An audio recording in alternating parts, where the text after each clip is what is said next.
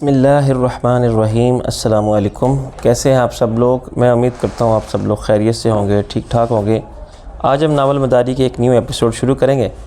मेरे लिए ये अंदाज़ा करना मुश्किल था कि कैद बंद का ये सिलसिला कब तक जारी रहेगा और मुझे पीर सुभान शाह की निजी जेल से कैसे रिहाई मिलेगी। तो इसकी रिहाई के लिए सबसे मौसर अंदाज में शबनम अपने वसाइल का इस्तेमाल कर सकती थी। वो मेरी गिरफ़्तारी के मामले पर अखबारात में आवाज़ उठाती, मेरा पता चलाने के लिए और मुझसे मिलने के लिए अपने ताल्लुकात को इस्तेमाल करती और अदालत आलिया में आपसे बेजा की दरख्वास्त दायर करती। गुज़श्ता चंद बरसों में खुद हुकूमत ने निजी आज़ादी के तस्वर को बुरी तरह पामाल किया है। अब किसी भी शख्स को दिन दिहाड़े या रात के अंधेरे में इसके घर से दफ्तर से पब्लिक की नज़रों के सामने से उठा लिया जाता है और फिर वो शख्स उम्दा ऐसे गायब हो जाता है कि इसका सुराग नहीं मिलता। इसे अपने साथ ले जाने वाले सादा कपड़ों में आते हैं और अपने दहशत ज़दा करने वाले रवैये से ये साबित करते हैं कि वो सरकारी अहलकार हैं। गिरफ़्तारी के नाम पर यह अगवा होता है, जिस पर एहतजाज करने वालों को संगीन नताज की धमकियाँ देकर खामोश कर दिया जाता है। गैर मुतल्लका लोग जो चश्मदीद गवाह होते हैं नज़रें चुरा लेते हैं और अनजान बन जाते हैं या बेमुरवत होकर साफ कह देते हैं कि इन्हें अपनी और अपने अहल खाना की जानो माल की और आबरू की अजीज़ है, इसलिए वो पराए मामले में गवाही के अजाब से दूर रहना चाहते हैं। इसके बाद सिर्फ अगवा होने वाले के घर वाले रह जाते हैं, जो सारे ज़माने में पूछते फिरते हैं कुछ जिसे कानून नाफज करने वाले इदारे ने गिरफ़्तार किया था अब कहाँ है और किसकी तहवील में है। Police, special police, CIA, FIA, paramilitary staff और आर्मी सब कानून नाफिज करने वाले इदारे हैं। अगर किसी से कुछ पता ना चले और लवाहिकीन अदालत आलिया में दरख्वास्त दायर करने का हौसला और इस्तिकामत रखते हों तो कानून का तरीक़ेकार वाला सुस्त और तकलीफ दे अमल शुरू होता है। हाई कोर्ट हुकूमत को नोटिस जारी करती है कि गिरफ़्तार शुदा शख्स के बारे में बताया जाए। फिर एडवोकेट जनरल से लेकर कानून नाफिज करने वाले इदारों के सरबराहान इनके नुमाइंदे की तरफ से अदालत में बयान दाखिल कर दिया जाता है कि मज़कूरा शख्स किसी की तहवील में नहीं है। अब फरियाद करने वाला जाए तो कहाँ जाए, गवाह भी पेश करो, फ़ायदा उंगली उठाए तो किस पर उठाए। किस्मत अच्छी हो तो गिरफ़्तार होने वाला किसी दिन खुद ही लौट आता है, लेकिन अपने बारे में कुछ नहीं बताता कि वो कहाँ था, हिरासत में उसके साथ क्या हुआ। वरना लवाहिकीन सारी उम्र एक पुरअज़ाब सब्र के साथ इंतज़ार करते रहते हैं और जाने वाले कभी नहीं आते। मेरा मामला इससे भी बुरा था। अगर शबनम किसी वकील के ज़रिए से अदालत आलिया तक जाती तो इसे बिलाखिर कानून नाफिज करने वाले हर इदारे से वही जवाब मिलता कि शाह आलम बेशक दिन दिहाड़े एक होटल के बाहर से अगवा हुआ था, मगर वो हमारी तहवील में नहीं है, और इनका ये बयान मबनी पर बुरा हकीकत होता। अब ये सिर्फ पीर सुभान शाह की मर्ज़ी पर मुनहसर था कि वो मुझे कब तक अपनी कैद में रखता है। बिलाखिर छोड़ देता है, मेरी मौत का फरमान जारी कर देता है। सरकारी कानून नाफिज करने वाले इदारों से अलग मुल्क के हर सूबे में वडेरों, जागीरदारों, खरकारों, स्मगलरों और डाकुओं की निजी जेलें हैं, जहां इनके मुखालिफिन, दुश्मन और इनके मुजरिम कैद रहते हैं। इनकी जेलों के गैर कानूनी वजूद साबित है और पुलिस खुद इनकी बिलावास्ता रसाई रखती है, मगर इनके सामने कानून बेबस है। इस लिहाज से अगवा बराए तावान करने वाले डाकू सबसे अच्छे हैं कि कानून के मुहाफिज या नुमाइंदे बनकर नहीं आते। जो करते हैं एलानियाँ करते हैं और साफ बता देते हैं कि यह नकद जहाँ का सौदा है। अभी मेरी असीरी को 24 घंटे भी नहीं हुए थे और मैंने अभी तक असीरी के सिवा जो खुद एक अजियत थी को अजियत नहीं उठाई थी, मगर मुझे इन सब की तरफ से परेशानी थी जो मुझे अपना समझते थे। ये बात यकीनी थी कि अब तक रईस ने सूरत हाल की संगीनी को समझ लिया होगा। इसने अंदाज़ा कर लिया होगा कि जो लोग मुझे होटल के अंदर से अगवा करने में नाकाम रहे थे, इन्होंने मुझे बाहर से उठा लिया। होटल के मैनेजर ने इसे मुजाहिरीन के बारे में बताया होगा। कुदरती तौर पर यह बात इनके दिमाग में भी आएगी कि यहाँ पार्टी के कारकुन बनकर आने वाले दरहकीकत किराए के लोग थे जो मुझे धोखे से अपने पास बुलाने में कामयाब रहे थे, या फिर मुझे इस वक्त अगवा किया गया जब मैं मुजाहिरीन पुरसुकून रहने और मुंतशिर हो जाने की तलकीन करके वापस आ रहा था। रईस बहुत समझदार और ठंडा दिमाग रखने वाला आदमी था। वो मेरी पुरअसरार गुमशुदगी से परेशान तो होगा, मगर बदहवास नहीं होगा। वो चाहे वारदात से कोई बात मालूम करने में नाकाम हो जाएगा तो सबसे पहले फरीद अब्बासी को इतला देगा और फिर शायद शबनम से बात करे, मगर नीलम से और कमर चंदा से बात छुपा लेगा। कुदरती तौर पर खुद रईस और फरीद अब्बासी का शक सबसे पहले ASP दिलावर शाह पर जाएगा, और मुमकिन है अब तक वो किसी ज़रिए से अपने शक का इजहार भी कर चुके हों। मगर दिलावर शाह एक चालाक पुलिस अफसर ही नहीं, पीर सुभान शाह का साला भी है।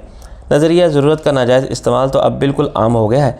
दिलावर शाह जैसा शख्स अपने झूठ को जवाज़ अता करने के लिए हलफ भी उठा सकता है कि ना इसने शाह आलम को गिरफ़्तार किया है, ना इसका शाह आलम के अगवा से कोई ताल्लुक़ है। नीयत का हाल तो सिर्फ खुदा जानता है। अल्फाज की हद तक इसका हलफ गलत नहीं होगा। वो चाहे तो कुरान पर हाथ रख के कह दे कि ना कोई गिरफ़्तारी का हुक्म है और ना इसने शाह आलम को अगवा होते देखा। अब मुझे पीर सुभान शाह से मुलाकात का इंतज़ार था। मैं अपने मकसद में कामयाब हो चुका था। मैंने दिलावर शाह को यकीन दिलाया था कि मैं कारोबारी मामलात में पीर साईं के साथ इश्तराक का ख्वाहिशमंद हूँ, क्योंकि मेरे मलक रवनवास से कारोबारी मरासम ख़त्म हो गए हैं। दिलावर शाह बड़े बड़े ज़बरतराक के साथ आया कि मुझसे चोरी का माल बरामद करेगा, मगर मेरे जारहाना रवैये ने इसे थोड़ा सा मोहतात होकर पसपाई पर मजबूर कर दिया और इसने अपनी ज़िम्मेदारी पर कोई इंतहाई कदम उठाने से पहले पीर साईं से बात कर लेना बेहतर समझा। मैंने ये बात समझ ली थी कि ज़िंदान से मेरी रिहाई सिर्फ पीर साईं से इजाज़तनामे से मशरूत है।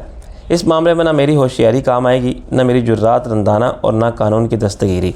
अगर मैं किसी तरह पीर साईं को यकीन दिलाने में कामयाब रहा कि मैंने वाकई मलक रब नवाज़ का साथ छोड़ दिया है और मैं एक नेक नीयती के साथ पीर साईं से अहद वफ़ा इस्तवार करना चाहता हूँ, तो शायद किसी ज़मानत पर मुझे मोहलत मिल जाए कि मैं जो कह रहा हूँ करके भी दिखाऊँ। ये ज़मानत क्या होगी ये मैं ख़ुद भी नहीं जानता था। यकीनन पीर साईं इतना अहमक नहीं था कि सिर्फ मेरे वादे पर एतबार करते हुए मुझे छोड़ दे। मैं चाहता था कि पीर साईं से मुलाकात हो जाए तो दूसरे मामलात पर बात करने से पहले इससे दरख्वास्त करूँ कि वो मेरा एक पैगाम घर वालों तक पहुँचा दे। अगर मुझे फ़ोन करने की इजाज़त नहीं तो कोई रईस से कह दे कि मैं जहाँ भी हूँ खैरियत से हूँ। वो मेरी गुमशुदगी के बारे में किसी वकील से बात ना करे और खामोशी से मेरी वापसी का इंतज़ार करे। रही शाह आलम की पार्टी और अखबार वालों की बात तो वह कियास आराइयों की बुनियाद पर जो चाहे करें। मुझे यकीन था कि पीर साईं मेरी बात ज़रूर मान लेगा, लेकिन इससे मुलाकात कब होगी ये गैर यकीनी था। मैंने गुज़श्ता रात ये सुना था कि वो कराची से लाहौर आया है और इससे एक उम्मीद पैदा हुई थी कि फ़ुर्सत मिलते ही वो मेरे मामले में कोई फ़ैसला ज़रूर करेगा। दोपहर तक मैं अपनी तन्हाई और खामोशी के साथ अपने ख़यालात की दुनिया में सरगर्दा था।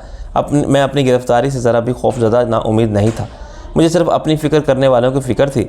मैं नहीं चाहता था कि अभी कमर को कुछ मालूम हो तो वो रो रो के ख़ुद को हल्कान कर ले, या चंदा को नीलम को पता चले तो वो परेशानी में खाना पीना भी छोड़ दे और आंसू बहाने बैठ जाएँ। डॉक्टर कमाल, फरीद अब्बासी या रईस हकीकत पसंदाना अंदाज में सूरत हाल का मुकाबला करने की सलाहियत रखते थे। दूसरी तरफ ये बात भी यकीनी थी कि आज सुबह के अखबारात ने शाह आलम के पुरस्रार तौर पर अचानक लापता हो जाने की खबर को पूरी तफसीलात के साथ शाया किया होगा और ये नामुमकिन होगा कि यह खबर चंदा, नीलम या कमर से छुपी रहे। चुनाचे अब ये मेरे लिए ज़रूरी था कि मैं जल्द अज जल्द इन्हें अपनी खैरियत से मुतला कर दूँ ताकि इनका हौसला कुछ बहाल हो। दोपहर के बाद अब्दुल के साथ कोई मुसल्लह मुहाफ़िज़ नहीं आया तो मुझे हैरानी हुई। इसने दरवाजे के पास रुक के मुझे रहम तलब मुल्तजी नज़रों से देखा। साईं, हम खाना लेकर आए हैं। मैंने कहा, इन्होंने तुम्हें अकेला कैसे आने दिया? वो कुछ देर चुप रहा। इससे क्या फ़र्क पड़ता है साईं, बाहर तो वो खड़े हैं बंदूक लिए। मैंने कहा, डरो नहीं, मैं तुम्हें कुछ नहीं कहूँगा। वो बोला, आप पीछे चले जाओ तो हम दरवाज़ा खोल के खाना अंदर रख दें। मैं आखिरी दीवार के साथ जा खड़ा हुआ। अब्दुल, मुझे बहुत अफसोस है, कल मेरी वजह से तुम पर मुसीबत आई। इसने दरवाजे का कुफल खोल के खाने की ट्रे अंदर रखी और फिर जल्दी से ताला लगा दिया। इस एक मिनट में अब्दुल की नज़रें मुझे यूँ देखती रहीं जैसे मैं कोई आदमखोर शेर हूँ जो मौका मिलते ही इस पर झपट पड़ेगा। मैंने कहा, अब्दुल, मैं पीर साईं से मिलना चाहता हूँ। वो इधर उधर देख के बोला, हम क्या कर सकते हैं साईं? मैंने कहा, अच्छा तो ये बताओ कि पीर साईं आगे हैं? वो हवेली में मौजूद हैं जनाब, आप खाना खा लो। मैंने कहा, अभी मुझे भूख नहीं है। इसने आहिस्ता से सर हिलाया और खौफज़दा अंदाज में चलता हुआ वापस हो गया।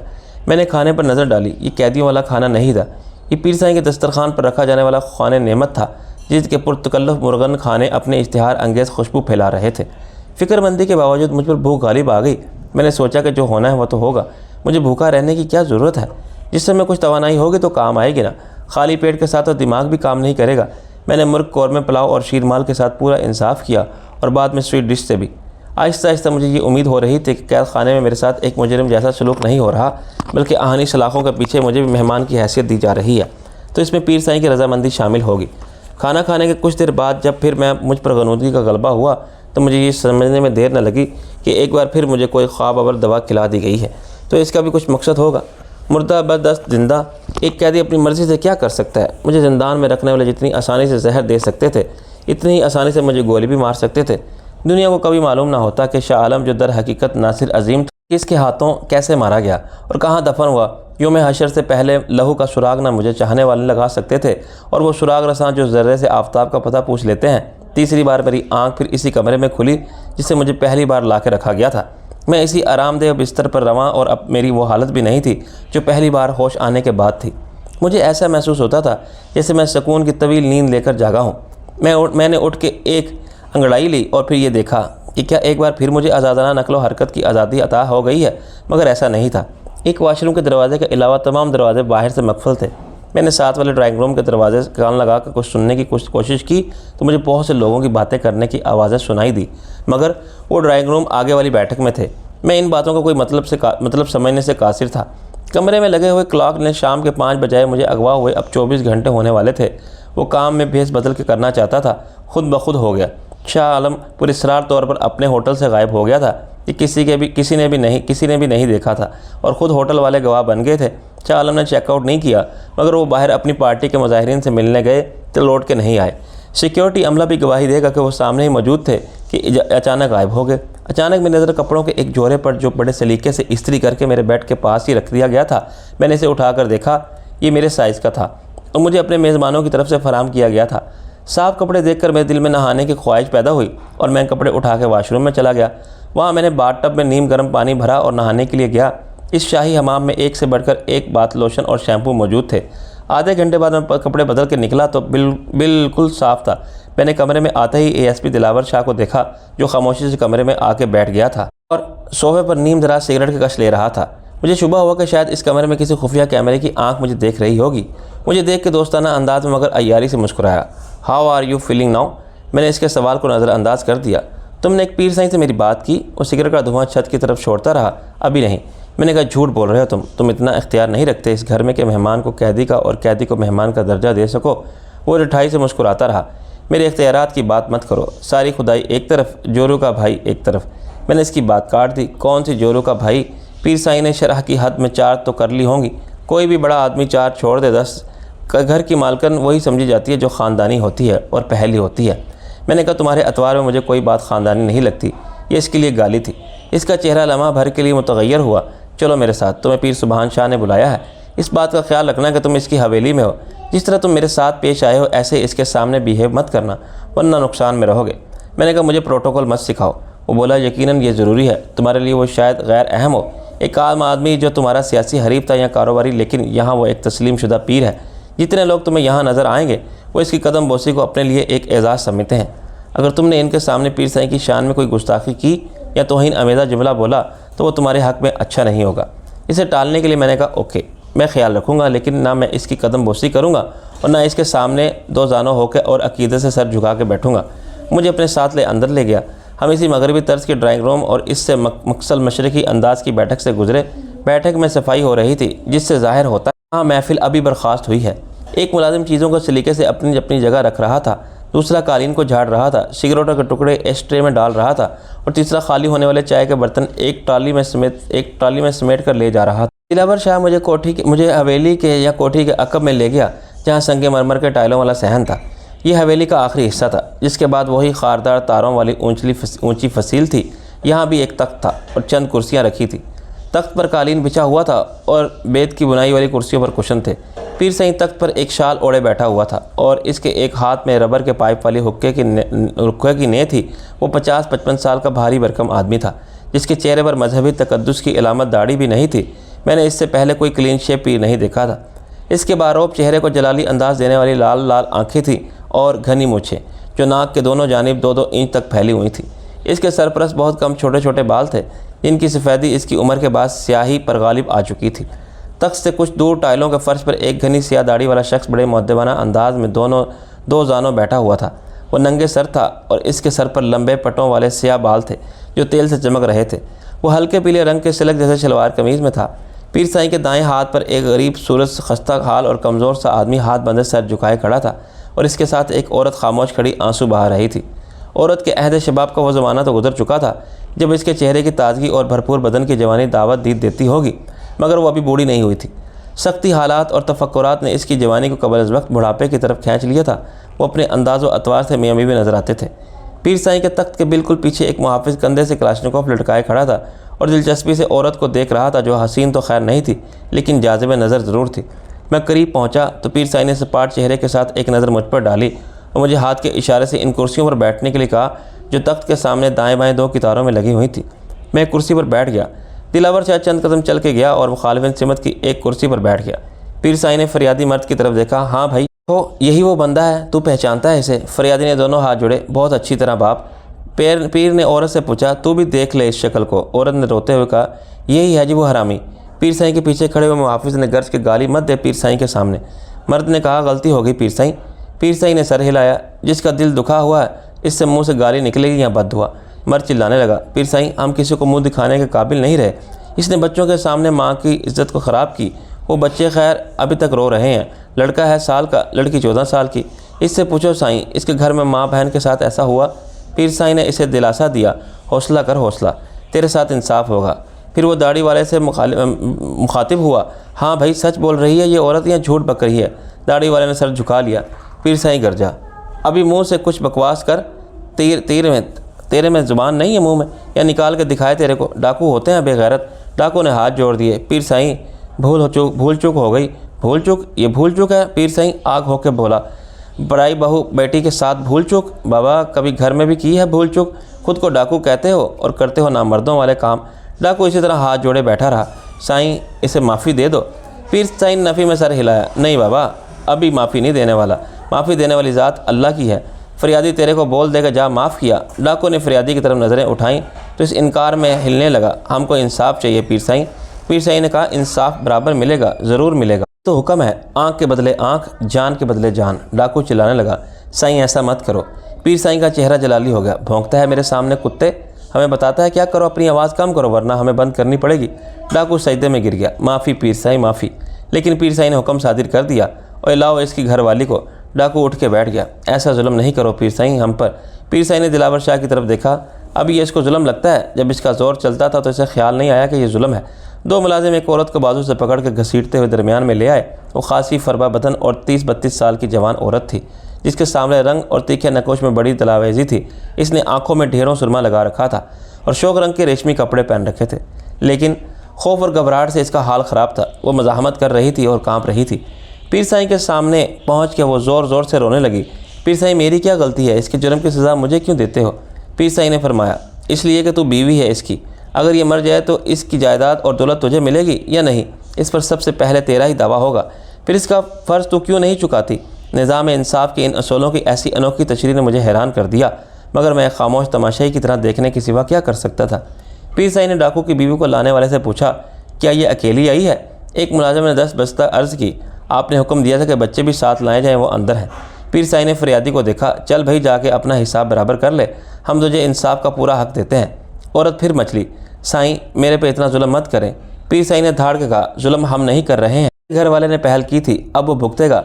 मैं इस फैसले पर पहुंचा के रह गया। पीर साईं ने इस्लाम के निज़ाम के साथ की इंतनी गलत तौसीक की थी, मगर बाकी लोग इसे एन इंसाफ करार दे रहे थे। खुद दिलावर शाह कतई लाताल्लुक़ बैठा था और बाकी लोग तायद में सर हिला रहे थे। मुझे इस वक्त मज़ीद सदमा पहुंचा जब फरियादी ने इस फैसले को तस्लीम किया और इसकी बीवी ने भी बरज़ा दरगबत और इस पर अमल दरामद की इजाज़त दी। ये ऐन जहालत थी और लाकानूनियत की इंतहा थी कि एक जुर्म का हिसाब दूसरे जुर्म का इर्तिकाब करके बराबर किया जाए, मगर यहाँ मुल्क का कानून नहीं, पीर साईं का कानून चलता था। डाकू ने एक शख्स को बीवी की इज़्ज़त इसके बच्चों के सामने लूटी थी, अब वो शख्स डाकू की बीवी की इज़्ज़त इसके बच्चों के सामने लूटेगा। इंसाफ जिंदाबाद, पीर साईं जिंदाबाद। मैंने फरियादी को जोश इंतकाम से तमतमाते चेहरे के साथ डाकू की बीवी के साथ जाते देखा। डाकू की बीवी ने भी अब पीर साईं के हुक्म को नाउज़ुबिल्लाह फरमाने इलाही की तरह तस्लीम कर लिया था। पहले बेआबरू होने वाली औरत ने भी अपने शोहर को ये इख्तियार दिया था कि वो इसके साथ होने वाले जुल्म का हिसाब बराबर कराए। केस का फ़ैसला हो गया था और फ़रीक़ैन इसे इंसाफ समझ रहे थे, तो मैं क्या कर सकता था? इस फैसले के ख़िलाफ़ ना अपील थी, ना किसी अदालत आलिया में फ़रियाद की गुंजाइश। सहन में अब हम 4 ही अफराद रह गए थे, मैं, पीर साईं, ASP दिलावर शाह और पीर साईं के पीछे खड़ा हुआ मुसल्ला मुहाफ़िज़। मेरा ख्याल था कि पीर साईं मुझसे मुखातिब होगा, मगर इसने हुक्म दिया, अभी कुत्ते को लाओ बाबा। पीर साईं के तख्त के साथ 70 फुट के फासले पर हवेली की अकबी दीवार में एक दरवाज़ा था, जिसके पीछे से लोग ऐसे नमूदार होते थे जैसे स्टेज पर आर्टिस्ट एंट्री देते हैं। इस दरवाजे से डाकू की बीवी को लाया गया था। फिर इसी दरवाजे से वो एक गैर मर्द के साथ अंदर चली गई थी। अंदर किसी कमरे में इसके बच्चे सहमे बैठे होंगे। वो ना कानून को समझते होंगे, ना मकाफ़ात अमल को। शायद इन्हें यह भी इल्म ना हो कि इनके बाप का जुर्म क्या था, मगर जो कुछ इनकी माँ के साथ होगा इसे शायद वो तमाम उम्र ना भुला सके। एक मजलूम औरत मुतमईन हो गई थी कि पीर साईं ने इंसाफ किया है और एक जालिम डाकू इस अज़ियत से गुजर रहा था जो दूसरों को दे चुका था। मुझे ऐसा लगता था जैसे सोच सोच के मेरा दिमाग फट जाएगा। अपनी परेशानी भूल गया था और 21वीं सदी की बातें करने वाली दुनिया में ज़माना जाहिलियत का नमूना देख के हैरान था। दिल को रूहों के पेटों की जिगर को में पीर साईं के मुतल्लिक़ अनानी और ताकत के मुजाहरे ने मुझे मोहतात कर दिया था। अचानक सामने वाला दरवाज़ा जो मेरे दाएं जानिब था फिर खुला और इस मरतबा मैंने एक नया सीन देखा। एक शख्स अंदर से कुत्ते की तरह चारों हाथों पाँव पर चलता हुआ नमूदार हुआ। इसके गले में पट्टा भी पड़ा हुआ था और पट्टे से मुंसलिक जंजीरों को एक मुलाजिम में थाम रखा था। फिर दूसरा मुलाजिम बाहर आया जिसने एसेंशन नस्ल के एक कुत्ते की जंजीर पकड़ रखी थी। एक इंसान और एक कुत्ता एक ही तरह चलते हुए आगे बढ़े। असल कुत्ता तख्त के करीब पहुँचकर पिछली 2 टांगों पर बैठ गया और पीर साईं ने हाथ बढ़ाकर इसके कानों को सहलाया। कुत्ता खुशी से गराने लगा। कुत्ते की तरह चलने वाले इंसान ने पहले सहन का एक राउंड लगाया। पहले दिलावर शाह के पास गया और कुत्ते की तरह इसके जूतों को चाटना रहा। फिर मेरी तरफ आया और मेरे पाँव में लौटने लगा। मेरे बदन में एक कपकपी फैल गई। कुत्ते की तरह हरकतें करने वाले इस इंसान ने सिर्फ एक अंडरवेयर पहन रखा था। इसका जिस्म दुबला पतला और स्याह था, जिस पर लंबे लंबे दाग कोड़ों की मार के गमसा थे। वो मेरे अंदाजे के मुताबिक 40 साल की उम्र का आदमी था, जिसे मार मार के कुत्ता बना दिया गया था, और इसने तशद्दुद के अजाब से बचने के लिए बिलाखिर ज़हनी तौर पर ख़ुद को इंसान और अशरफुल मखलूक़ात की बजाय एक हकीर कुत्ता तस्लीम कर लिया था। इसने बिलाखिर पीर सुबहान शाह के सामने जाके भौंकना शुरू कर दिया। मैंने पीर साईं को देखा। इसके चेहरे पर एक खबासत भरी फातिहाना और पुरइत्मीनान मुस्कुराहट थी। हाँ हाँ ठीक है बाबा, तेरे को भूख लगी है अभी। दरवाजे से एक मुलाजिम बाहर आया। इसके एक हाथ में तकरीबन 3 फुट लंबी और 2 फुट चौड़ी ट्रे थी और दूसरे हाथ में प्लास्टिक का एक कैन था। इसने ट्रे को कुत्ते के सामने रखा और कैन से इसमें दूध उंडेलने लगा। फिर मैंने एक और इंसानियत सोच और लर्जा खेज मंजर देखा। वो एलेशियन कुत्ता और खुद को कुत्ता समझने वाला एक इंसान इस ट्रे में मुंह झाँक के सपड़ सपड़ दूध पीने लगे। पीर साईं ने एक कहका लगाया, शाह आलम, दोस्त को देखो बाबा। मेरे जहन को एक झटका लगा। किस दोस्त को साईं? इसने एक को कहका लगाया। इस बार दिलावर शाह ने बहनोई का साथ दिया। ये कैसी बात है, तुमने भी इसे पहचानने से इनकार कर दिया, तो इस बेचारे को कितना सदमा होगा। मैंने गौर से कुत्ते के साथ एक ही ट्रे में वो पीने वाले इंसान को देखा, मगर ये कोई शाह आलम का दोस्त मालूम नहीं। वो अपने किस जुर्म की सज़ा काट रहा था, मगर मैं इसकी शनाख्त करने से कासिर था। दिलावर शाह बोला, पहले ये बहुत भौंकता था। पीर साईं मुस्कुराया। स्टेज पर चढ़ के भौंकता था। वो शाह आलम ये तुम्हारा यार है, या सर अयाज़ मियाँ जिसे तुमने हमारे मुकाबले में खड़ा किया था? अगर ये जीत जाता तो असम्बली का होता। सारी बात एकदम मेरी समझ में आ गई। यासिर मियाँ मेरी अपनी पार्टी पीजीएफ के टिकट पर सुबहान शाह मुकाबले खड़ा हुआ था और हार गया था। इसके जीतने का सवाल ही नहीं होता था। इसके बारे में दिलावर शाह ने मुझे कहा था। शाह आलम, एक वफ़ादार साथी का ये हाल देखकर मेरे दिल में एक होक सी उठी। कतई नज़र इससे कि शाह आलम अंदाज़ सियासत क्या था, महज इससे अहद वफ़ा निभाने की ये काबिल नफ़रत हद तक शैतानी थी। लेकिन मुसलहत ने या मेरी बुज़दिली ने मुझे खामोश रखने पर मजबूर कर दिया और मैं इस इंसान को देखता रहा जो मकाम इंसान से गिरा दिया गया था। इसे यह खुशफहमी हो गई थी कि इस जमहूरिया पाकिस्तान में महमूद अयाज़ एक ही सफ़ में खड़े हो सकते हैं और आम इंतखाबात में आम आदमी भी हिस्सा ले सकते हैं, मुकाबला कर सकता है और जीत भी सकता है। मैंने कहा, पीर साईं, इसकी ख़ता कब माफ़ होगी? पीर साईं ने दोनों कुत्तों को देखा। हम इसे ये कह देते हैं, मगर इसने स्टेज पर हमारे लोगों के सामने हमें कहा था। मैंने कहा, अपनी गलती की ये बहुत सज़ा भुगत चुका है, अब इसे माफ़ कर दें। वो कुछ देर मुझे देखता रहा। अब सारी दुनिया ने देख लिया है कि कुत्ता कौन है, इसलिए तुम्हारे कहने पर हम इसको माफ़ करते हैं। तुम मेहमान हो हमारे। पीर साईं के इशारे पर दो मुलाजमों दोनों कुत्तों को जंजीरों से थाम कर ले गए। जाते जाते यासिर अयाज़ ने एक बार पलट कर मुझे देखा और इस वक्त मुझे इन आंखों में वीरानी की जगह नफ़रत का अलाव भड़कता महसूस हुआ। मैं इससे नज़रें ना मिला सका, इसे ये भी ना बता सका मैं कसूरवार नहीं, क्योंकि मैं शाह आलम जैसा ज़रूर हूँ मगर शाह आलम नहीं हूँ। पीर सुबहान शाह ने अपने इंसाफ और अपनी हदूद व इख्तियार के 2 नमूने मुझे मुतासिर करने के लिए दिखाए थे। इसने मुझे जानते बूझते वहाँ ऐसे वक्त में तलब किया था जब वो मुझे अपनी कहारी और जब्बारी की ताकत के मुजाहरे से मरूब कर सके। ताहम इसने मुझे मेहमान का दर्जा भी दिया था और बज़ाहिर मेरी एक दरख्वास्त को शरफ़ कबूलियत बख्श के मेरा एतमाद बहाल कर दिया था। लेकिन जैसा कि मुझे बाद में मालूम हुआ, इसने मुझसे झूठ बोला था। मुझसे कुछ देर बाद कहा, पीर साईं, आपको मेरा पैगाम। इसने आहिस्ता से सर हिलाया। वक्त के साथ तुम्हारे ख़यालात कितने बदल गए हैं शाह आलम। आज तुम्हारे लहजे में कितनी आजिज़ी है। तुम्हारा रवैया देख के मुझे हैरानी हो रही। मुझे पीर साईं कह रहे हो? तुम तो मुझे पीर सुबहान शाह नहीं, पीर शैतान शाह कहते थे। मैंने कहा, पुरानी बातों को जाने दे। मेरे और आपके दरमियान जो सियासी इख्तलाफात थे वो अब ख़त्म हो जाने चाहिए। वो दिलावर शाह की तरफ देख के मुस्कुराया, इसलिए कि तुम्हारी सियासत ख़त्म हो गई है। मैंने कहा, हालात के पेश नज़र मेरे लिए सियासत खुद को अलग कर देना ही बेहतर है। वो बोला, प्रेस कॉन्फ्रेंस में तो तुम्हारे दावे कुछ और थे, बहुत गरज बरस रहे थे तुम। मैंने कहा, आप तो जानते हैं कि मैं 2 साल से बाहर था, मुझे यहाँ के हालात का कुछ अंदाज़ा नहीं था। प्रेस कॉन्फ्रेंस के बाद 2 दिन में मुझे मालूम हो गया कि मुल्की सियासत में अब मेरे लिए कोई जगह नहीं रही। चुनांचे मैंने सियासत से दस्तबरदार हो जाने का फ़ैसला कर लिया है। इसका ऐलान तुम कब करोगे? वो पुरतमसख्खुर लहजे में बोला, किया है पीर साईं, बस मैं खामोशी से वापस लंदन चला जाऊँगा। दिलावर शाह बोला, क्या ख्याल है, पहली फ़्लाइट से हमारी सीट बुक करवा दूँ? मैंने दिलावर शाह की तरफ देखा, अभी नहीं। मैं ये चाहता हूँ कि मेरी तरफ से आपका दिल साफ़ हो जाए। हमारे दरमियान दुश्मनी की वजह से कोई नहीं। सियासत में हम एक दूसरे के हरीफ थे और हमने एक दूसरे के ख़िलाफ़ बहुत सी बातें कही होंगी जो दिल आज़ार थी। आज मैं पहल करते हुए इन सब बातों पर आपसे माफ़ी मांगने पर कोई हर्ज नहीं समझता जो मैंने की थी। मैं बहरहाल उम्र में आपसे छोटा हूँ, मैं इसरार नहीं करूँगा कि आप मुझसे माफ़ी मांगे। मुझे आपसे कोई गिला नहीं। मेरी बात के खुशगवार तासुरात आहिस्ता आहिस्ता पीर सुबहान शाह के चेहरे पर ज़ाहिर हुए। ये मैं जानता हूँ कि शाह आलम को तुम एक चालाक आदमी हो। मैंने कहा, पीर साईं, आपको शक है कि मैं खुदा न खास्ता आपको बेवकूफ़ बना रहा हूँ। ज़रूरत पड़ने पर तुम गधे को बाप बनाने के और काम निकल जाए तो बाप को गधे की तरह लात मारने के माहिर हो। मैंने कहा, मैं ये बात सबके सामने कह सकता हूँ, अगर आप चाहें तो अखबार वालों को बुला लें। अफसोस इस बात का है बाबा कि हम तुम्हें मेहमान नहीं रख सकते, वरना झूठ सच का पता चल जाता। वो बोला, इसकी बात ने मुझे चौकन्ना कर दिया। आपका मेहमान तो मैं हूँ। वो बोला, कभी कभी बुराई भी आदमी के हक़ में अच्छाई बन जाती है। अभी तुमको सिर्फ इसलिए पीर सुभान शाह की जेल से रिहाई मिलेगी कि गवर्नमेंट तुमको अपनी जेल में रखना चाहती है। तुम्हारे खिलाफ गिरफ्तारी के वारंट है दिलावर के पास, इसलिए तुम यहाँ एक दिन से ज़्यादा नहीं रह सकते। लेकिन हमारे हाथ कितने लंबे हैं इसका अंदाज़ा तुमको सरकारी जेल में भी होगा। मैंने इसे इत्तला से वक्ती तौर पर कुछ इत्मीनान महसूस किया कि पुराने मुकदमात में मेरी दोबारा गिरफ्तारी के अहकामात मौजूद थे, वरना शायद पीर सुभान शाह की जेल में मेरा भी वही हाल हो सकता था जो शाह आलम के साथी यासिर अय्याज का हुआ। अब ASP दिलावर शाह कानूनी तौर पर पाबंद था कि मुझे गिरफ्तारी के बाद 24 घंटे के अंदर अंदर किसी मजिस्ट्रेट के सामने पेश करे और पुलिस को तहवील में देने के लिए रिमांड हासिल करे। अगर ये कानून भी सिर्फ किताबों तक महदूद था, मगर इसी वक्त ये किताबी कानून मेरे तहफ़्फ़ुज़ की ज़मानत बन गया था। सरकार की जेल में अपने लिए कानून के मुताबिक ज़िंदा रहने की सहूलत हासिल करना मेरे इख्तियार में था।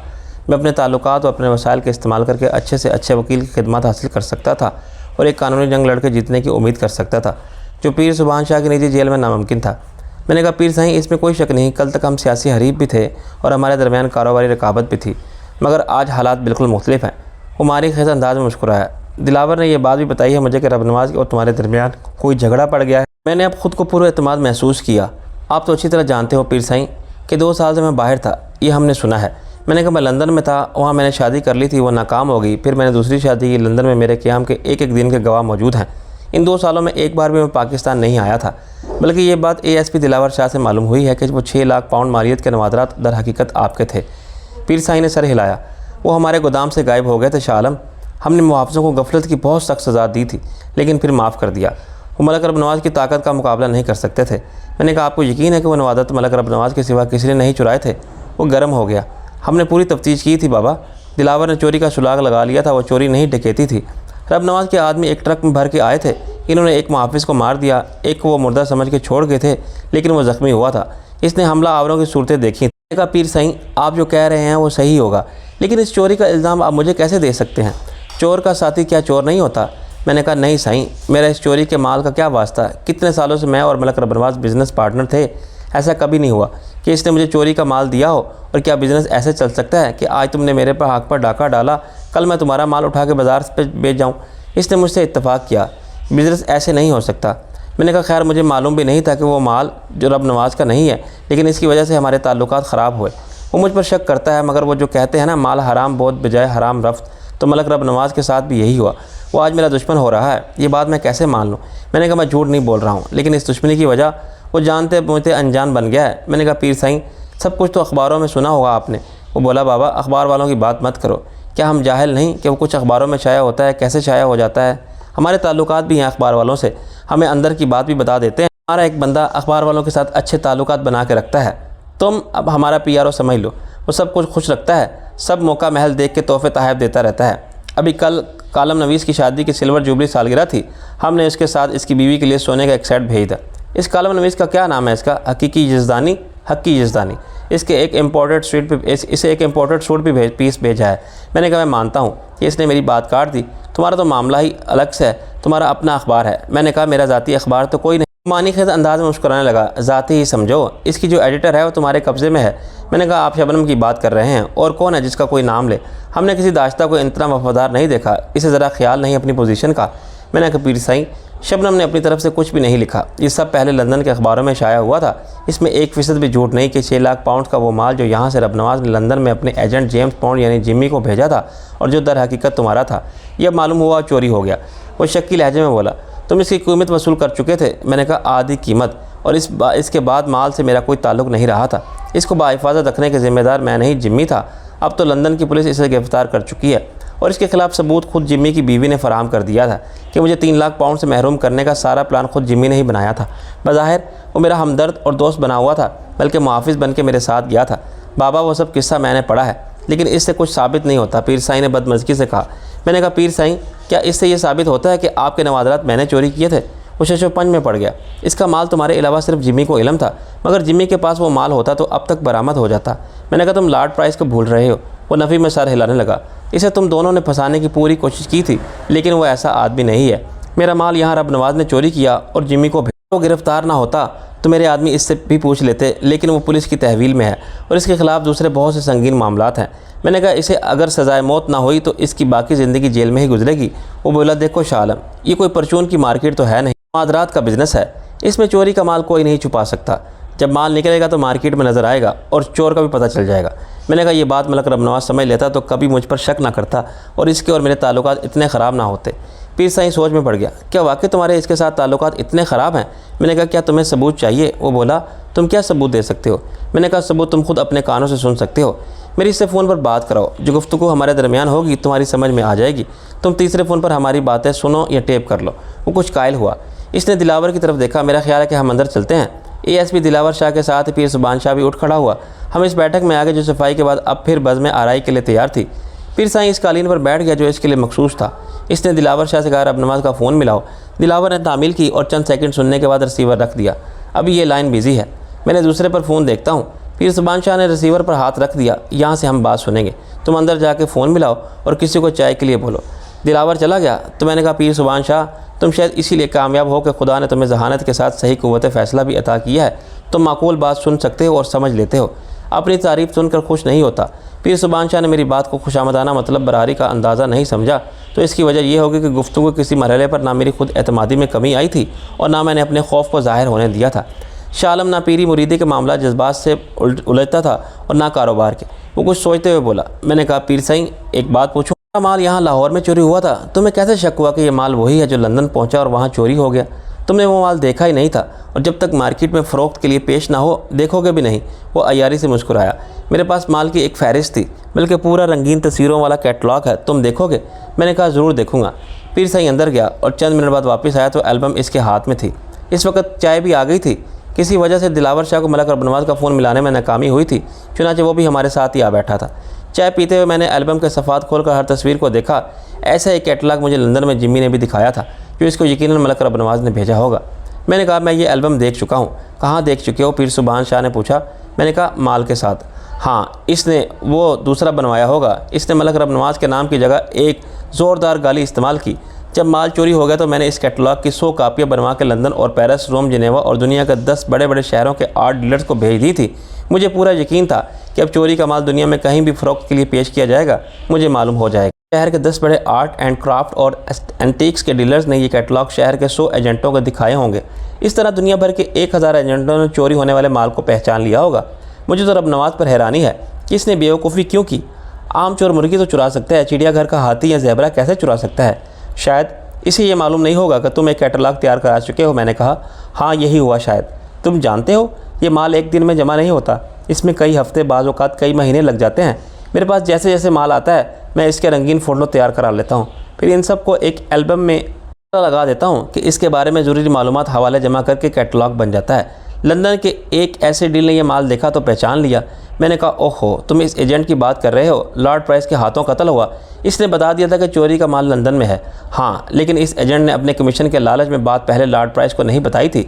जब सौदा हो गया, लॉर्ड प्राइस पर इंकशाफ हुआ कि वो चोरी का माल ख़रीद चुका है। इसकी आधी कीमत भी अदा कर चुका था। इसने बाकी आधी कीमत जिम्मी को अदा करने से इनकार कर दिया। ये भी हैरानी की बात है कि ना जिम्मी ने मेरे चोरी हो जाने वाले माल के बारे में सुना था और ना लॉर्ड प्राइस ने, हालांकि दोनों लंदन के डीलर और एजेंट से वाकिफ़ हैं। खैर, जिम्मी ने लॉर्ड प्राइस और इल्ज़ाम को झूठ करार दिया और कहा कि एजेंट तो सारा माल देखा है, इसने माल को चोरी का नहीं बताया और वो कोई आम एजेंट नहीं, पुराना तजर्बाकार आदमी है। लॉर्ड प्राइस ने एजेंट को बुला कर पूछा तो इसने तस्लीम कर लिया कि मार्केट में एक ऐसी एल्बम मौजूद है जिसमें इस सामान की तस्वीरें आती हैं। लॉर्ड प्राइस इतना मुश्तिल हुआ कि इसने एजेंट को गोली मार दी और बाद में इसकी लाश गायब कराने की कोशिश में पकड़ा गया। लॉर्ड प्राइस ने 3 लाख पाउंड मुझे अदा किए थे, मज़ीद 30,000 इस एजेंट को, और इसके बदले में चोरी का माल ख़रीदा था। लेकिन इसने मुझसे ऐसी कोई बात नहीं की थी। शायद वो तुम्हें इस मामले में मुलव्वस नहीं करना चाहता था। मैंने कहा, मैं मुलव्वस था भी नहीं, माल जिम्मी का था और मैंने एक एजेंट के ज़रिए फ़रोख्त कर दिया। इसके पास माल लाहौर से आया था और मलक रबनवाज ने भेजा था। मैं सिर्फ दरमियान का आदमी था जो पहले भी कीमत वसूल करता था, आगे पहुँचा देता था। क्या तुम बाद में इससे मिले थे? मैंने कहा, मैं इससे हॉस्पिटल में मिला था जहाँ इसको दिल का दौरा पड़ने के बाद दाखिल किया गया था। पीर सुबान शाह बोला, शायद इसे दिल का दौरा भी इसीलिए पड़ा हो सकता है इस दौरे का यही सबब हो, मगर वो दिल का पुराना मरीज़ है। इसकी हालत खासी नाजुक थी, वो किसी वक्त भी मर सकता है। जिम्मी पुलिस की तहवील में है और तुम्हारे माल का कुछ पता नहीं। अब तुम क्या करोगे? मैं इंतज़ार के सिवा क्या कर सकता हूँ? जिसने भी वो चोरी का माल चुराया है वो कभी ना कभी इसको बाज़ार में लाएगा और पकड़ा जाएगा। मैंने कहा तुम्हें कम अज़ कम मुझे शक से बरी कर देना चाहिए। मैं पाकिस्तान आ गया हूँ, मेरा वापस जाने का भी कोई इरादा नहीं। मैं इसलिए भी बेकसूर हूँ कि मुझे यहाँ आने के बाद असल बात मालूम हुई। जिम्मी ने और मलक रबनवाज ने मुझे कुछ नहीं बताया था, वो तो उल्टा मुझे मुल्ज़िम बना रहा है। इसका मतलब तो यही है ना कि असल चोर जिम्मी है। इसे मालूम था कि ये चोरी का माल है, इसके बावजूद जिम्मी ने माल का सौदा किया। हालांकि ये बात छुप नहीं सकती थी, वो बाद में पकड़ा जाता, लेकिन इसे लॉर्ड प्राइस को कुछ नहीं बताया और सौदा कर लिया। आधी रकम तुमने वसूल कर ली, मगर बाकी आधी जिम्मी के हाथ में आने से पहले ये राज फाश हो गया। जिम्मी को ज़रूर पता चल गया होगा कि वो एजेंट अपने कमीशन के लालच में मारा गया है। अगर वो लॉर्ड प्राइस को बता देता कि माल चोरी का है तो सौदा ही कहाँ होता। इस डर से कि मार्केट में साख ख़राब ना हो, जिम्मी ने खुद भी चोरी का माल गायब कर दिया। नुकसान हुआ सिर्फ लॉर्ड प्राइस का, मगर वो बाद में जिम्मी से पूरा कर लेगा। अभी तो जिम्मी इस चोरी के माल को छुपा के बैठा रहेगा, साल 2 साल या इससे भी ज़्यादा, फिर इसे थोड़ा थोड़ा करके मुख्तलिफ रास्तों से निकालेगा। मैं खामोशी से पीर सुबहान शाह की बातें सुनता रहा। इसे कैसे मालूम हो सकता था कि चोरी होने वाला सारा माल बाहिफाजत लंदन के एक घर में मौजूद है, जिसके बारे में ना जिम्मी को मालूम है और ना लॉर्ड प्राइस को। इसके बारे में सोनी को सिर्फ एनी जानती है, इसका शोहर आकिल जानता है या मैं जानता हूँ, और ये कि अब वो माल कभी किसी मार्केट में सेल के लिए पेश नहीं किया जाएगा, बल्कि एक अमानत के तौर पर हुकूमत पाकिस्तान के हवाले कर दिया जाएगा। लेकिन ये काम कैसे होगा? अब इस सवाल का मेरे पास भी कोई जवाब नहीं था। अब ये काम इंतहाई ख़तरनाक हो गया था। एसपी दिलावर शाह ने टेलीफोन मिलाने की जिम्मेदारी आज़िम को सौंप दी थी कि जब भी मलक रबनवाज का नंबर मिले तो हमें बता दे, लेकिन नंबर ही डायल करने में मसरूफ़ था। अचानक इसने दरवाजे में नमूदार होकर कहा, पीर सही नंबर मिल गया। मैं उठ खड़ा हुआ, मैं इधर से बात करता हूँ, आप यहाँ सुने। वो एक ही फ़ोन था जिसकी एक्सटेंशन मगरबी अंदाज के ड्राइंग रूम में भी थी और मशरक़ी तर्ज की बैठक में भी। मैंने रिसीवर उठा के कहा, हेलो। दूसरी तरफ से रबनवाज ने कहा, शाह आलम कहाँ से बोल रहे हो तुम? मैंने कहा, अपने मुँह से। क्या तुम्हें कहीं और से बोल रहे हो? इसने ये मजाक पसंद नहीं किया। मेरा मतलब है तुम कहाँ हो इस वक्त? मैंने कहा, मैं जहाँ भी हूँ खैरियत से हूँ। तुम अपने होटल से बात कर रहे हो? मैंने कहा, नहीं, मैं इससे क्या फ़र्क पड़ता है? वो बिगड़ गया। फ़र्क तुम्हें नहीं पड़ता। आखिर तुमने क्या ड्रामा कर रहे हो पुरस्रार गुमशुदगी का? अखबार वाले सब क्या लिख रहे हैं? मैंने कहा, मैंने अखबार नहीं देखा। अखबारों में तुम्हारे अगवा हो जाने का अंदेशा ज़ाहिर किया गया था, मगर मैंने शबनम से पूछा तो इसने बताया कि तुम्हें पुलिस ने गिरफ़्तार कर लिया है। मैंने कहा, शायद, लेकिन अभी मैं किसी थाने में नहीं मिलूँगा। तुम ये नहीं पूछोगे कि मुझे किस जुर्म में गिरफ़्तार किया गया था। तुम्हारे खिलाफ़ पुराने केस की फ़ाइलें फिर खुल गई होंगी। इतने अनजान मत बनो रबनवाज, तुमने मुझे धोखा दिया है। वो बरहमी से बोला, फजूल बातें मत करो, धोखा तुमने किया है मेरे साथ, और अब तुमने कोई नया खेल शुरू कर दिया है। मैंने कहा, तुमने मुझे बताया क्यों नहीं था कि वो माल चोरी का था? वो इस सवाल के लिए यकीनन तैयार न था। कौन कहता है कि इसकी बात काट दी? रबनवाज, तुमने चोरी का माल बेचा था जिम्मी को, ये गलत है। इसने पुरएतमाद रहने की कोशिश की। तुमने जिम्मी को भी डबल क्रॉस किया रबनवाज। इसे भी नहीं बताया कि ये माल चोरी का है। वो इसे बाज़ार में ले गया। तुम्हें ज़रूर किसी ने मेरे खिलाफ़ भड़काया है। बकवास बंद करो। मैंने एक शर्मनाक गाली दी। तुम एक घटिया चोर हो। तुमने सबके एतमाद को धोखा दिया। तुम क्या समझते थे कि ये बात किसी को मालूम नहीं होगी कि जिस माल को तुम बाप का माल समझकर लंदन की मार्केट में ले गए थे, इसके बारे में हकीकत कभी सामने नहीं आएगी? वो चिल्लाने लगा, तुम अपना जुर्म मेरे सर पर थोप रहे हो। वो माल तुमने चोरी किया था। तुमने और जिम्मी ने मिलकर चोरी डकैती का सारा ड्रामा रचाया हुआ था। चोर तुम हो। मैंने इसे मज़ीद गालियाँ दी। मुझे मालूम हो गया कि वो माल किसका था। वो माल मेरा था। तुम्हारे भौंकने से मैं कायल नहीं हो सकता कुत्ते। वो माल पीर सुबहान शाह का था। मैं धाड़ के कहा। वो एकदम ठंडा पड़ गया।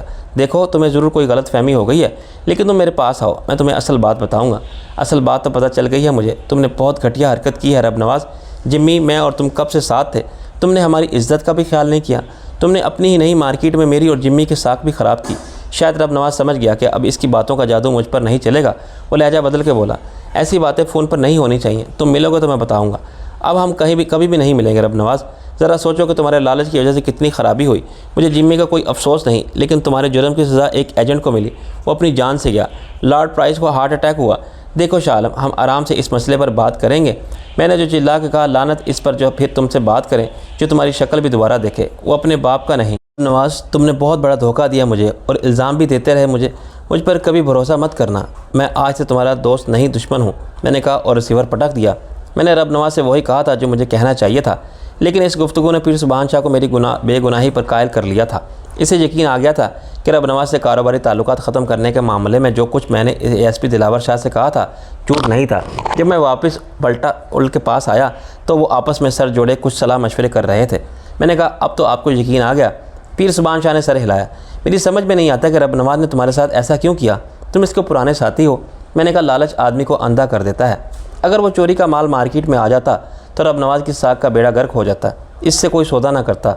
मैंने कहा, शायद इसे अपनी गलती का एहसास हो गया था कि इसने खुद ही वो माल हटा लिया और मशहूर कर दिया कि माल चोरी हो गया है। मैं अब इसके साथ कोई ताल्लुक़ रखना नहीं चाहता। तुम अब क्या करोगे? मैंने कहा, अभी मैंने सोचा नहीं। मैं अपना बिज़नेस भी कर सकता हूँ अगर आपके साथ कोई बात बन जाएगी तो और क्या बात। वो बोला, बात बनना बच्चों का खेल नहीं है बाबा, हो सकता है ये भी तुम्हारी आपस की चाल हो। दुश्मन पर इतनी जल्दी एतबार कर लेना कोई अक्लमंदी की बात नहीं। इसके अलावा अभी तुम पुलिस की हिरासत में हो। मैंने खुफ्त का इजहार किया, ये तो मैं भूल ही गया था। तुमने हमारे एक आदमी को भी फंसा दिया है। शाह आलम, इसने शिकायती अंदाज में नाराज़गी का इजहार किया। मैंने कहा वो बेवकूफ़ आदमी था, इसने मुझे कुछ नहीं बताया। वो तुम्हें क्या बताता, दिलावर शाह ने कहा था। मैंने इसे ASP दिलावर शाह की तरफ देखा। आपसे मिलना चाहते थे तो मुझे एक पैगाम भेज देते, मुझसे किसी से बात नहीं की। हमें मालूम था तुम नहीं आओगे, दिलावर शाह बोला। बहुत रिस्क लिया, तुम्हें प्रेस कॉन्फ्रेंस छोड़ के जाना पड़ा। साबर अली मेरे हाथों मारा जाता तो ये अपने दिफा में कत्ल कहलाता। पीर सुबहान शाह खामोशी से मुझे देखता रहा। अब हम इसके लिए कुछ ज़रूर करेंगे। तुमने बहुत ज़्यादती की, इस पर कातलाना हमले का केस भी बना दिया, असला एक्ट अलग लगा दिया। वो बड़ी मुश्किल में पड़ गई। खाने से तो हम बचा लेंगे इसे, मगर नौकरी गई इसकी। मैंने कहा, पीर सही, आपकी मेहरबानी हो तो इसे नौकरियों की क्या कमी, मैं अभी कोशिश करूँगा। तुमने ये जोड़ो कराटे कब सीखा? मैंने कहा, अभी लंदन में। इसके साथ ही मेरी अपने मेज़बानों के साथ मुलाकात अपने इख्तिताम को पहुंची। इससे मेरी हैसियत पीर साईं के दुश्मनों में जैसी नहीं रही। मैं इस रात पीर सुबहान शाह का मेहमान बन के रहा। हमने खाना भी साथ ही खाया, मगर दस्तरखां पर दीगर लोगों की मौजूदगी में हमारे दरमियान कोई बात नहीं हुई। इस वक्त दिलावर शाह भी मौजूद नहीं था, मगर रात 11 बजे के बाद जब मैं सोने के मूड में था वो फिर नमूदार हो गया। ये इसकी बहन का घर था, मगर ऐसा लगता था जैसे वो ज़्यादा वक्त यहाँ गुजारता है। इसने मुझे मुत्तला किया, सुबह तुम्हें सरकारी मेहमान खाने में मुंतकिल कर दिया जाएगा। मैंने कहा, कोई मजबूरी है? वो बोला, हाँ, वो जो तुम्हारी कंजरी है ना, इसने वक्त डाल रखा है। शाह आलम को गैर कानूनी तौर पर अगवा किया गया है और गिरफ्तारी के वारंट होने के बावजूद किसी थाने में नहीं रखा गया। मैंने कहा, आइंदा मेरे सामने शबनम का जिक्र करो तो गलत लफ्ज़ इस्तेमाल मत करना। इस वक्त मैंने तुम्हारे ओहदे का नहीं, पीर साईं के साथ तुम्हारे रिश्ते का लिहाज किया। ASP दिलावर शाह के पास मेरे गिरफ्तारी के वारंट ना होते तो शायद सूरत हाल मुख्तलिफ होती। मैं पीर साईं का मुजरिम था, मुझे इसकी निजी जेल में डालने वाले किसी रायत का मुस्तहिक ना समझते। वो मुझे पीर साईं की खिदमत में पेश करने से पहले मेरा दिमाग दुरुस्त करते और ये काम उजलत में ना होता। सुबहान शाह को अपनी पीरी मुरीदी के सियासी और कारोबारी मशागल से फुर्सत मिलती तो वो पूछता कि बाबा, वो शाह आलम को मंगवाया था हमने, वो किधर गया? लाओ आज इसकी भी मजाज पुरसी कर लें। लेकिन शाह आलम के 2 साल पुराने मुकदमात की फ़ाइलें फिर खोली गई तो इसकी गिरफ्तारी के अहकामात असर-ए-नौ जारी किए गए, क्योंकि अदालत के रिकॉर्ड के मुताबिक शाह आलम एक मफरूर मुजरिम था। इसके खिलाफ समाअत का सिलसिला फिर वहीं से शुरू होना लाजमी था जहाँ से मुनक़ता हुआ था। मेरी गिरफ्तारी से पीर सुबहान को भी बड़ी दिलचस्पी थी। गिरफ्तारी के बाद इसका बरादर-इन-ला ASP दिलावर शाह अपनी निगरानी में मुझे खुसूसी तफ्तीश करता और मुझसे माल गनीमत बरामद करा के अपनी जीजा जी की नज़रों में मज़ीद सरखुरू होता। चुनाचे इसने मुल्ज़िम शाह आलम की गिरफ्तारी के अहकामात पर अमल दरामद की सारी जिम्मेदारी अपने सर ले ली थी। सरकारी कवायद ज़वाबित के मुताबिक वारंट्स के अजरा में 2-3 गुजर गए थे, मगर ख़ुद को पुलिस का आला अफसर समझने के बावजूद दिलावर शाह में इतनी हिम्मत ना थी कि वो मुझे सहाफ़ियों के सामने या होटल के अंदर से वारंट दिखाए बगैर गिरफ़्तार कर सकता। ताहम इस अंदेशे के पेश नज़र के कहीं मैं फिर कानून को जल्द देख गायब ना हो जाऊँ, इसने मेरी निगरानी जारी रखी थी और अपने एक ख़ास आदमी साबर अली को भेज दिया था। इसके बाद जो हुआ मेरी खुशकिस्मती के बायस हुआ। साबर अली ने SSP का नाम लेने की गलती की और इससे पीछा छुड़ाने और इसको सज़ा देने के लिए मुझे इसके ख़िलाफ़ एक झूठा केस खड़ा करना पड़ा। इसके बाद अचानक पीर सुबहान शाह को मालूम हुआ कि मफरूर मुल्ज़िम शाह आलम की सरकशी कानून के हद से बढ़ गई है और इसकी पीर साईं के एक मुरीद ख़ास को जेल की सलाखों के पीछे पहुँचाने की झूठी साजिश भी कामयाब हो गई है। चुनाचे पीर साईं ने हुक्म दिया कि अदालत में पेशी से पहले इस गुस्ताख को हमारे सामने पेश किया जाए। हम इसे बताते हैं कि पीर सुबहान शाह से ज़ाती अदावत पालना कितना महंगा पड़ सकता है।